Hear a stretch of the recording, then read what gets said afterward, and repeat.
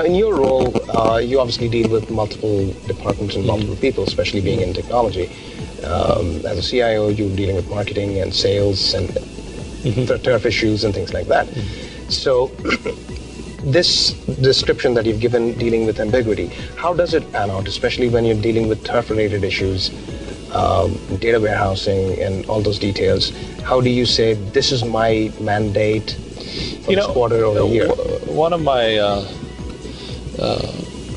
bosses in the past, she used to use the statement that I sort of plagiarize and use all the time. It's like, we achieve strategic objectives one tactical project at a time.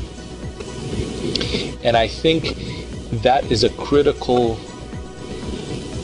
methodology, is to say, a lot of times you'll have it where people are so concerned about the day-to-day, they're doing tactical stuff all the time, which is fine. But they're afraid of taking a step back and thinking strategically, what is the strategic objective? And yeah, we cannot boil the ocean, but I sure can boil a cup of water at a time. And maybe it'll take a lot of cups, but at least I know I want to boil the ocean. Right? And you're moving forward. Right. So I think one of the things is to sort of start thinking that way, right?